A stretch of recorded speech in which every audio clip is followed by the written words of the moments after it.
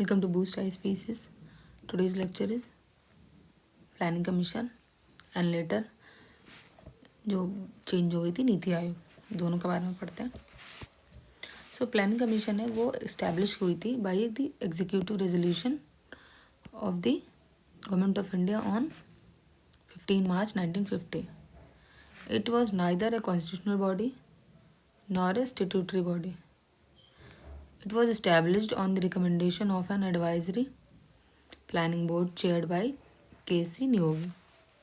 ठीक है, रिकमेंड किया था के.सी. नियोगी की जो चेयरमैन बनी थी, एक कमेटी जिसमें वो चेयरमैन थे उन्होंने. सबसे इम्पोर्टेंट चीज़ ये याद रखिएगा कि ना ही कॉन्स्टिट्यूशनल बॉडी थी और ना ही स्टेट्यूटरी बॉडी थी. ठीक है. देन जो पीएम है, PM used to be its ex officio chairman. Then first vice chairman of the, उसके बाद में जब प्लानिंग कमीशन जो थी उसके जो फर्स्ट वाइस चेयरमैन बने थे वो कौन बने थे? गुलजारी लाल नंदा. इसका मेन फंक्शन क्या था? To prepare 5 year plans for central government. Then the planning commission बाद में रिप्लेस हो गई बाय द नीति आयोग. कब रिप्लेस हुई? On 1 January 2015. Then NITI Aayog की फुल फॉर्म क्या है? National institute for transforming India. Current vice chairman of NITI Aayog is doctor Suman berry. ये आप रीचेक करिएगा अभी यही है या चेंज होगा. ठीक है. And its chief executive officer is BVR Subrahmanyam. The rank and status of its vice chairman is equivalent to cabinet minister. ठीक है, कैबिनेट मिनिस्टर के बराबर होते हैं इसके जो वाइस चेयरमैन होते हैं. देन एक और काउंसिल है जो बहुत इंपॉर्टेंट है, वो है नेशनल डेवलपमेंट काउंसिल.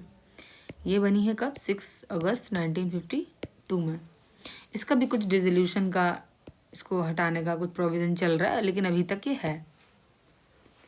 ठीक है. देन इसी के साथ अभी तो छोटे छोटे ही चैप्टर्स हैं आपके. इसके बाद नेक्स्ट चैप्टर है आपका कोई ऑर्गेनाइजेशन ही है. अभी हमने सारे नीति आयोग और ये देखे. अब हम लोकपाल एंड इम्पोर्टेंट कमीशंस देख लेते हैं. सो क्या था कि जितने भी हमारे जो डेमोक्रेटिक कंट्रीज़ हैं या ऐसे कंट्रीज जिनमें कोई रिड्रेसल मैकेनिज़्म है, तो सबसे पहले क्या था, जो स्कैवेंडियन कंट्रीज़ हैं वहाँ पे एक इंस्टीट्यूशन बनाया गया था, उसको नाम रखा गया था अम्बर्ट्समैन. ये एक ऐसा इंस्टीट्यूशन है जो अगर किसी भी सिटीज़न की कोई समस्या होती थी उसको उसका रिड्रेसल के लिए उसको सॉल्व करने के लिए था. ठीक है, सिटीजन की ग्रीवेंसेस के लिए. ठीक है. और ऐसा पहला इंस्टीट्यूशन कहाँ बनाया गया था? स्वीडन में इन 1809 में. And to meet the long standing demand to establish a mechanism for dealing with complaints on corruption against certain public functionaries, India में भी बनाया गया ऐसा इंस्टीट्यूशन जिसका हमने क्या नाम रखा? Lokpal at the central level and Lokayukta at state level. ठीक है. In order to meet long, मतलब इंडिया में भी करप्शन की जो बहुत सारी जो कंप्लेंट्स आ रही थी against the certain public functionaries, तब हमने भी इस तरीके का ही अम्बर्ट्समैन से मिलता जुलता इंस्टीट्यूट बनाया जिसको हम लोकपाल बोलते हैं सेंट्रल पे और Lokayukta at the state level. ठीक है. अब क्या होता है? 5 जून 1966 को क्या होता है? मोरारजी देसाई जी के चेयरमैनशिप में हमारी पहली एडमिनिस्ट्रेटिव रिफॉर्म कमीशन बनती है. इसकी टाइमिंग है 1966 से लेकर 1970 तक. ये जो फर्स्ट, जिसको हम शॉर्ट में बोलते हैं फर्स्ट ARC, इसकी शॉर्ट फॉर्म. ठीक है. तो इसने रिकमेंड किया था, फर्स्ट ARC ने रिकमेंड किया था for the setting up of Lokpal and Lokayukta. ठीक है. फिर 1967 में के हनुमंथा चेयरमैन बनते हैं इसके, इसी कमीशन के बाद में ये बनते हैं. ठीक है. अब क्या होता है? फिर 1-2 साल के बाद में यानी 1968 में क्या होता है? हम लोग पार्लियामेंट में पहला बिल इंट्रोड्यूस करते हैं. उस वक्त चल रही थी 4th लोकसभा. 4th लोकसभा पे हम पहला बिल इंट्रोड्यूस करते हैं लोकपाल से रिलेटेड. तो अगर कभी पूछा जाए कि लोकपाल से रिलेटेड हमने पहला बिल कब पास किया था, कब इंट्रोड्यूस किया था, तो हमने किया था 4th लोकसभा में, ठीक है। हाउएवर जो बिल था वो पास नहीं हो पाया था उस वक्त, ठीक है। देन हम फिर से कुछ समय बाद ट्राई करते हैं। 1972 में क्या होता है, महाराष्ट्र स्टेट लेवल पे लोकायुक्त स्टैब्लिश कर लेता है, ठीक है। और ये जो इंस्टीट्यूट है ये इफेक्ट में कब आता है, 25 अक्टूबर 1972 में, ठीक है। ऑल्दो जो उड़ीसा थी उन्होंने इससे रिलेटेड एक्ट 1970 में ही पास कर दिया था, लेकिन वो इन्फोर्स कब कर पाए थे, काफ़ी लेट में, इन 1983 में इन्फोर्स कर पाए थे, ठीक है। Then according to Uttar Pradesh Lokayukta act 1975, जो लोकायुक्त थे वो सबमिट करते हैं अपनी रिपोर्ट गवर्नर को। और अब यूपी का हम ही पढ़ रहा है स्पेशल, क्योंकि यूपी का जो लोकायुक्त एक्ट है उसमें क्या है, जो गवर्नर है वो प्रेजेंट करते हैं अपनी रिपोर्ट स्टेट लेजिस्लेचर के दोनों हाउसेस में, ठीक है। देन जो इंस्टीट्यूशन है लोकपाल का वो इस्टेब्लिश किया जाता है for the first time in India by the Lokpal and Lokayukta act 2013। हम इतने टाइम से जो हम लोकपाल और लोकायुक्त एक्ट को लाने की इस्टेब्लिश करने की कोशिश कर रहे थे, लेकिन फाइनली वो 2013 में हो पाता है। आपको पता भी होगा इस वक्त वो अन्ना हजारे वाला जो पूरा वो सब चला था आंदोलन, वो सब यही वाली टाइमिंग थी, ठीक है। देन जो लोकपाल जो बना एक्ट, उसमें क्या था, उसके चेयरमैन होंगे उसमें, और उसमें 8 मेंबर्स होंगे, ये डिसाइड किया गया। देन पहले इस लोकपाल इंडिया के कौन बने थे, बंकिम चंद्र घोष, ये फॉर्मर जस्टिस थे इंडिया का, ये बने थे।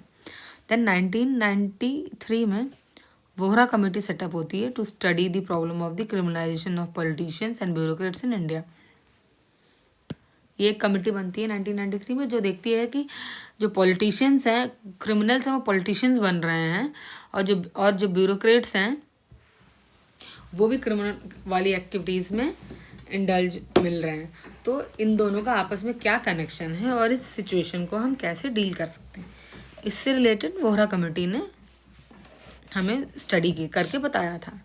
देन एक और कमेटी बनती है जिसको बोलते हैं Rajamannar committee, recommended the evolution of the Indian administrative services and Indian police services. इन्होंने बोला कि जो इतना जो इशू चल रहा है, तो राजमन्नार कमेटी ने कहा कि हमें इंडियन एडमिनिस्ट्रेटिव सर्विसेज और आईपीएस यानी इंडियन पुलिस सर्विस, इनको ख़त्म ही कर देना चाहिए, अबॉलिश ही कर देना चाहिए। इन्होंने बड़ी रेडिकल टाइप की रिकमेंडेशन एक कर दी थी, हालांकि इस कुछ भी एक्शन नहीं लिया गया कभी भी।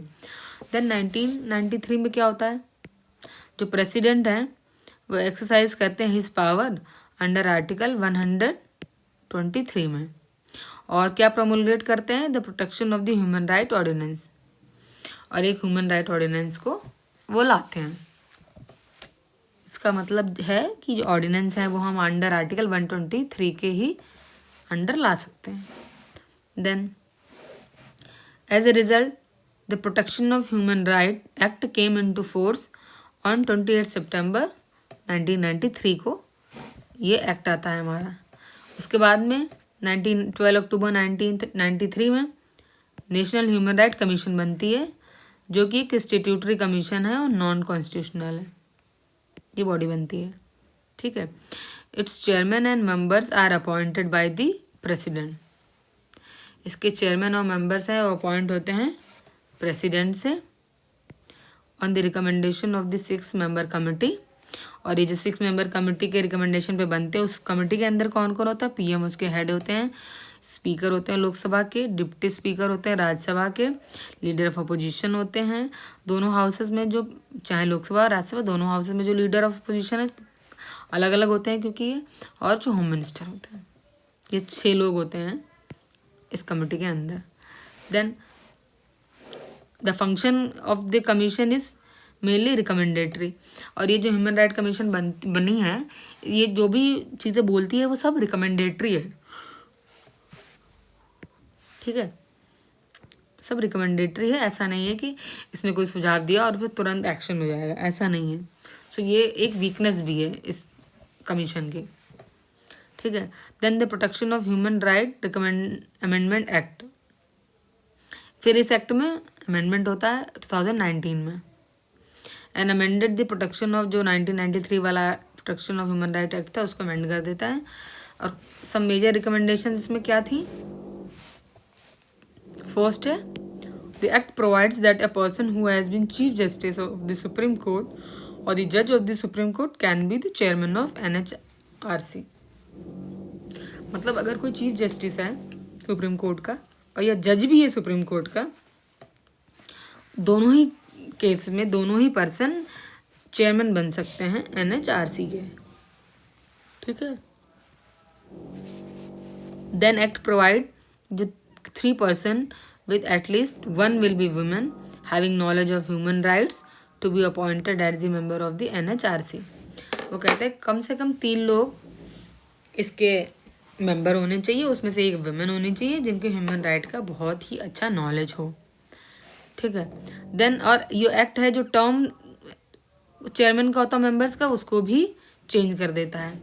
वो बोलता है NHRC यानी national human right commission and HSRC state human right commission, वो उसका जो टर्म है वो 3 साल हो सकता है या जब तक आपकी 70 एज हो तब तक आप रह सकते हैं एज ए चेयरमैन। और इनमें से जो भी चीज़ जल्दी हो जाएगी तब भी आप वहाँ चेयरमैनशिप से हट जाएंगे, ठीक है। देन अब आते हैं स्टेट फाइनेंस कमीशन पे। स्टेट फाइनेंस कमीशन को अपॉइंट करते हैं गवर्नर, ठीक है। सेंट्रल इंफॉर्मेशन कमीशन जो है established होती है by official gazette notification under the provision of the right of information act 2005, ठीक है। ये तो हमें पता ही है, काफ़ी फेमस एक्ट है 2005 वाला, ठीक है, जिसको हम बोलते हैं RTI, ठीक है, RTI एक्ट बोलते हैं शॉर्ट में। सो जो सेंट्रल इंफॉर्मेशन कमिश्नर है वो 5 ईयर तक रह सकता है या 65 एज तक रह सकता है in the office as a chairman, sorry as a commissioner. Then इसमें भी अमेंडमेंट एक्ट आया 2019 में, तो इसमें भी क्या हुआ, अब चेंज ये लाया गया कि जो इनका टेन्योर है, चाहे वो चीफ इंफॉर्मेशन कमिश्नर का हो या अदर इंफॉर्मेशन कमिश्नर का हो, उसको सेंट्रल गवर्नमेंट डिसाइड करेगी कि कितना क्या रह सकता है। और इस तरीके के अमेंडमेंट से ना जो RTI है ना वो वीक भी बढ़ गया है।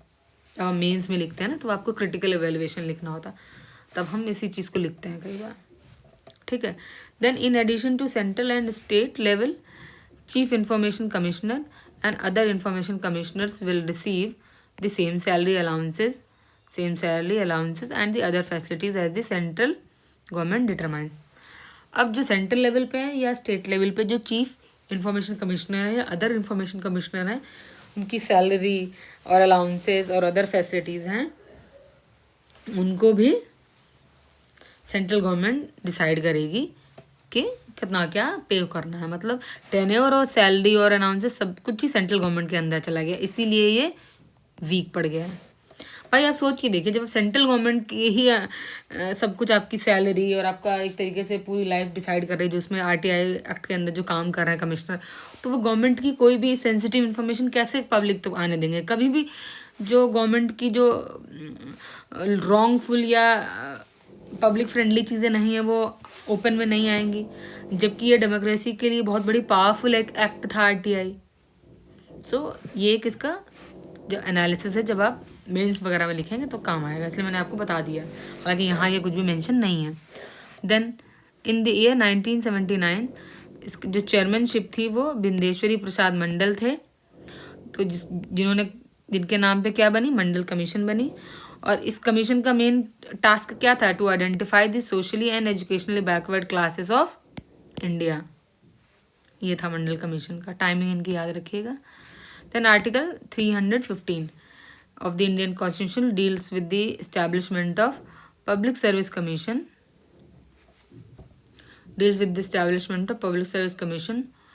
for the Union and for the states, ठीक है।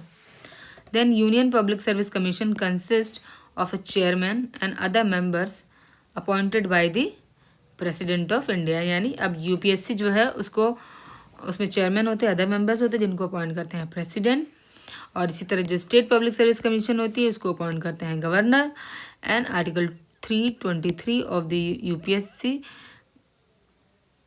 presents annually to the president a report on its performance, where जो SPSC वो एनुअली प्रेजेंट करती है गवर्नर को अपनी रिपोर्ट कि कैसी वर्किंग हो रही है, क्या सिचुएशंस है, कुछ चेंजेस हैं या जो भी सारी चीज़ों में इन्फॉर्म करते हैं। Then article 322 expenses the